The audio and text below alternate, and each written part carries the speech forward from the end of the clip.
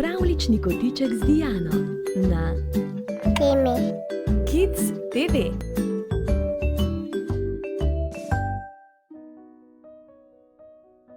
Dober večer, otroci. Čas je za pravljico. Danes vam preberem zgodbo o prav posebnem čebelčnjačku Filipu. Napnite ušeska in ji prisluhnite. Poglejte, to je Filip.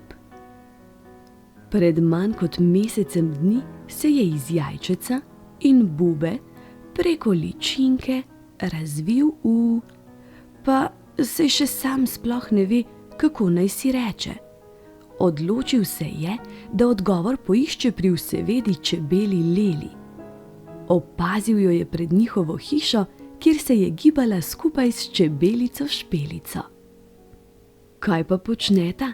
Ju je z zanimanjem, hkrati pa navdušenjem nad njunimi gibi vprašal Filip. To, Filip, je pa čebelji ples, mu je ponosno povedala čebela Lela ter mu hitro pojasnila. Ravno sem prišla s čebelje paše, malo si bom odpočila, namesto mene pa bo tja odšla čebelica Špelica, da bo lažje našla najlepši kraj, kjer so cvetlice z največ nektarja, in tako pokažem pot. Kar malo prestrašen in čisto potihem jo je vprašal.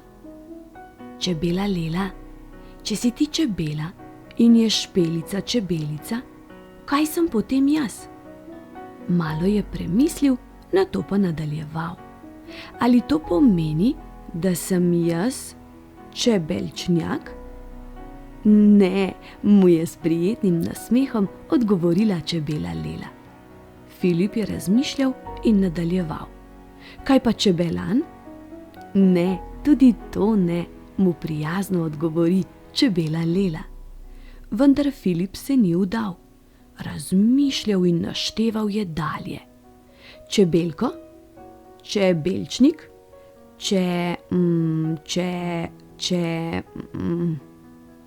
Žal ti še ni uspelo najti primerne besede, sta pa bili dve besedi zelo podobni besedama, ki ju poznam. Ena izmed besed, ki jo poznam jaz, je čebelnjak.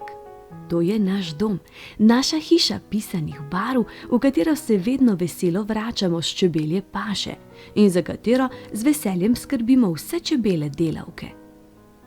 Druga beseda pa je čebelar. To pa je tisti gospod tam, ki skrbi za nas in nam v času, ko ni veliko možnosti za čebeljo pašo, prinese sladkorni sirup, da na to lažje pridelamo med. To je naš čebelar Charlie, ponosno pove čebela Lela. Je navdušeno vzkliknil Filip. Jaz pa sem se ravno spraševal, ali se moram tega gospoda bati ali ne. Vsekakor ne, mu zagotovi čebela Lela. On je zelo prijazen.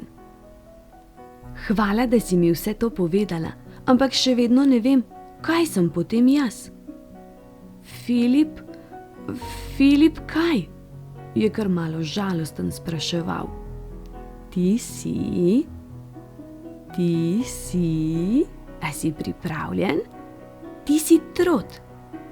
Kako to misliš, Trot? Če pa se vse besede, ki jih sedaj poznam, pričnejo s črkama Č in E.